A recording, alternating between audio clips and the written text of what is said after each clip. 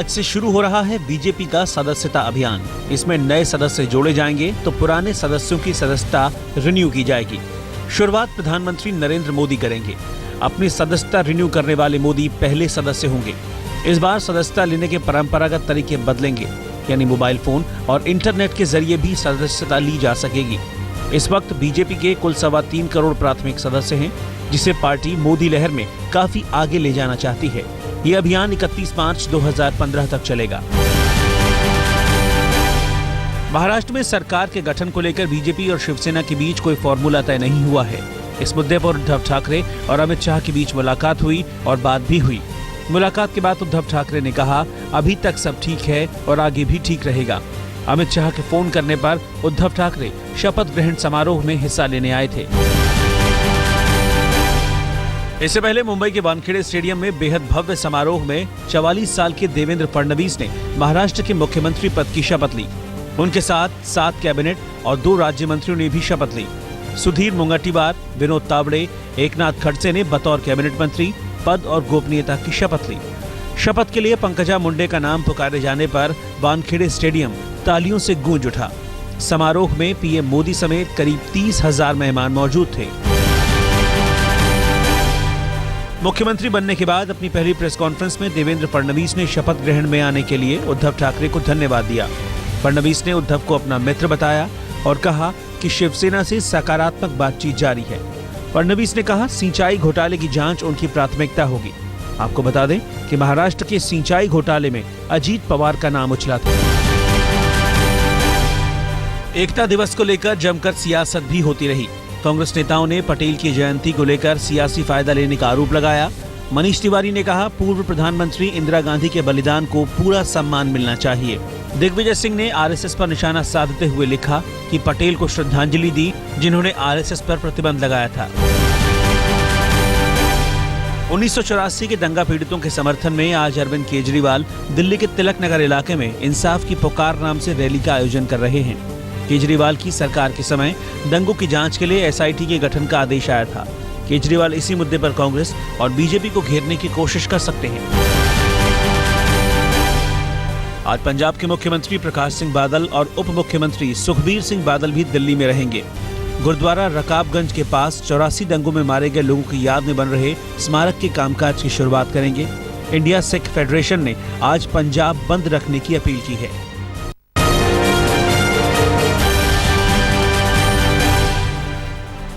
एक बार फिर पेट्रोल और डीजल दोनों की कीमतें घटी हैं। पेट्रोल की कीमत में प्रति लीटर 2 रुपए 41 पैसे की कमी आई है, जबकि डीजल की कीमत में 2 रुपए 25 पैसे की कमी हुई है। आधी रात से ये नई दरें लागू भी हो गई हैं। अंतर्राष्ट्रीय बाजार में कच्चे तेल की कीमतों में कमी होने की वजह से ये दाम घटे हैं। रसोई गैस का इस्तेमाल करने वालों को भी राहत मिली है। सरकार ने बिना सब्सिडी वाले सिलेंडरों के दाम 18.5 रुपए घटा दिए हैं। दिल्ली में जहां पेट्रोल अब 64 रुपए 24 पैसे में मिलेगा, वहीं मुंबई में पेट्रोल 72 रुपए 5 पैसे में मिलेगा। कोलकाता में इसकी कीमत 71 रुपए 80 पैसे प्रति लीटर और चेन्नई में 67 रुपए 18 पैसे प्रति लीटर हो गई है। डीजल की बात करें तो दिल्ली में डीजल की कीमत अब 53 रुपए 35 पैसे, मुंबई में 61 रुपए 29 पैसे और कोलकाता में 58 रुपए 5 पैसे हो गई है, जबकि चेन्नई में डीजल की कीमत 57 रुपए 2 पैसे प्रति लीटर हो गई है। दुनिया की सबसे भयंकर औद्योगिक त्रासदियों में से एक भोपाल गैस कांड मामले में भारत में वांछित यूनियन कार्बाइड के पूर्व प्रमुख वॉरेन एंडरसन का अमेरिका के फ्लोरिडा में निधन हो गया। एंडरसन 92 साल के थे। साल 1994 में हुई भोपाल त्रासदी में 3000 से ज्यादा लोग मारे गए थे। एंडरसन की मौत से पीड़ितों के जहन में इस बात की टीस रह गई है कि बिना सजा मिले वो इस दुनिया से रुखसत हो गया। छत्तीसगढ़ में गरीबों को मात्र 5 रुपए में भरपेट खाना खिलाने वाली दाल भात योजना ने दम तोड़ दिया है। राज्य के तमाम जिलों और ब्लॉक मुख्यालयों में 500 से ज्यादा दाल भात केंद्र खोले गए थे। इन दाल भात केंद्रों को लेकर बीजेपी सरकार ने खूब वाहवाही बटोरी थी। राज्य सरकार ने इस योजना को लागू तो कर दिया, लेकिन पीडीएस के जरिए समय पर अनाज नहीं मिलने से काफी दिक्कत हुई। मुकेश अंबानी बाबा विश्वनाथ के दरबार में मत्था टेकेंगे। पत्नी नीता सहित परिवार भी होगा साथ। मुकेश अपनी पत्नी का जन्मदिन यहीं मनाने आ रहे हैं। जन्मदिन के मौके पर इनके साथ इनका पूरा परिवार होगा। सभी पहले बाबा विश्वनाथ के दर्शन करेंगे और लगभग 125 लीटर दूध से बाबा का अभिषेक भी करेंगे। नौका विहार के लिए 4 हाउस बोट बुक कराए गए हैं। इसके अलावा शाम की गंगा आरती भी देखने की योजना है।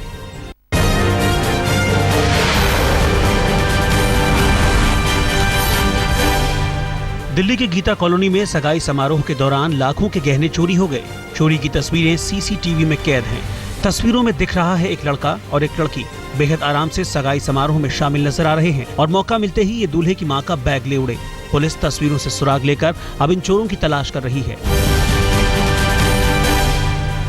दिल्ली के लगभग 10 बार और रेस्टोरेंट में राज्य सरकार के हेल्थ डिपार्टमेंट और दिल्ली पुलिस ने छापा मारा। छापा मारने पर पता चला कि बार और रेस्टोरेंट में हुक्का पिलाने का लाइसेंस नहीं था। बावजूद इसके लोग भारी मात्रा में हुक्का पी रहे थे। पुलिस ने ऐसे सभी बार और रेस्टोरेंट का चालान काटा है। नोएडा में यमुना एक्सप्रेसवे पर जानलेवा हादसा हुआ है। इस हादसे में कांग्रेस नेता और इलाहाबाद के पूर्व मेयर रवि भूषण वधावन की मौत हो गई। रवि भूषण वधावन दिल्ली से इलाहाबाद जा रहे थे। यमुना एक्सप्रेसवे पर खड़े टाटा 407 में वधावन की कार जा टकराई। वधावन एक शादी समारोह में शामिल होने जा रहे थे। फरीदाबाद के इस्माइलपुर इलाके में 9 साल की बच्चे की हत्या से लोग सदमे में हैं। पिता का कहना है कि उनका बेटा दोस्तों के साथ मेला देखने गया था। घर नहीं लौटने पर परिवार ने उसे ढूंढना शुरू किया तो बच्चे का शव झाड़ियों के पास पड़ा मिला। सोनीपत के कुख्यात बैंक डकैती केस के मुख्य आरोपी सतीश को कोर्ट ने 8 दिन की पुलिस कस्टडी में भेज दिया है। पुलिस ने मास्टरमाइंड सतीश को गोहाना के कटवाल गांव से गिरफ्तार किया था। सतीश के पास 13 किलो जेवरात मिले थे। उधर बैंक के सामने लॉकर धारकों का धरना जारी है, जो बैंक से अपना सामान जल्द से जल्द वापस मांग रहे हैं। इसी बैंक डकैती मामले में पुलिस ने एक और आरोपी के घर से 5 किलो गहने बरामद किए हैं। मास्टरमाइंड सतीश की निशानदेही पर पुलिस ने फरार आरोपी राजेश के घर के पास तलाशी ली। सोना घर की दीवार और घर के अंदर जमीन में दबाया गया था। राजेश अब भी फरार है। हरियाणा के पलवल में एडिशनल डिस्ट्रिक्ट जज के मातहत काम करने वाले गौरव नाम के एक शख्स ने जहर खाकर जान दे दी। मरने से पहले उसने एक सुसाइड नोट भी लिखा, जिसमें अपनी मौत का जिम्मेदार जज को ठहराया है। घर वालों के मुताबिक जज छुट्टियां लेने की वजह से उससे नाराज थे और उसकी पत्नी के सामने गौरव को फटकार लगाई थी। नौकरी के लिए बेटे ने पिता की जान ले ली। घटना आजमगढ़ की है। हरदेव सोनकर सगड़ी तहसील में लेखपाल का काम करता था और 31 अक्टूबर को रिटायर होने वाला था। वारिस को नौकरी मिलने के लालच में उसके 2 बेटों ने हत्या की साजिश रची और नौकरी के आखिरी दिन पिता को गोली मार दी।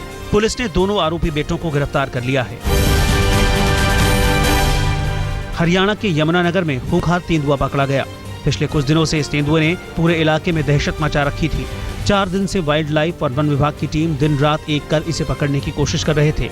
आखिरकार एक बकरी की मदद से तेंदुए को पिंजरे में कैद कर लिया गया।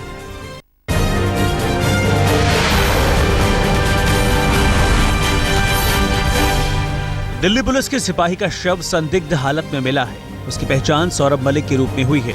सौरभ की तैनाती इंदिरा गांधी इंटरनेशनल एयरपोर्ट पर थी। पिछले 27 अक्टूबर से ये ड्यूटी पर नहीं आ रहा था। पुलिस को मौके से कोई सुसाइड नोट नहीं मिला है। गाजियाबाद के लोनी इलाके में बीएसपी पार्षद की गोली मारकर हत्या कर दी गई। हत्यारे स्विफ्ट कार में सवार होकर आए थे। बदमाशों की संख्या 3 बताई जा रही है। पार्षद शौकीन मलिक अपने घर के बाहर खड़े थे। हत्या को लेकर लोगों ने पुलिस का घेराव किया और जाम लगाने की कोशिश की। हालात संभालने के लिए इलाके में भारी पुलिस बल लगाया गया है। कोल्हापुर में बलात्कार का आरोपी भीड़ के हत्थे चढ़ गया। लोगों ने उसकी जमकर पिटाई की और मुंडन कर उसे पुलिस के हवाले कर दिया। पुलिस के मुताबिक सादी इमाम हुसैन नाम के शख्स ने नाबालिग बच्ची को बहला फुसलाकर घर में बुला लिया था। श्रीलंका की टीम पहले वनडे के लिए भुवनेश्वर पहुंच गई है। 2 नवंबर को उसे टीम इंडिया के खिलाफ वनडे सीरीज की शुरुआत करनी है। दौरे के बीच में वेस्टइंडीज के वापस लौटने के बाद बीसीसीआई ने श्रीलंका से 5 वनडे खेलने का अनुरोध किया था, जिसे श्रीलंका बोर्ड ने मान लिया था।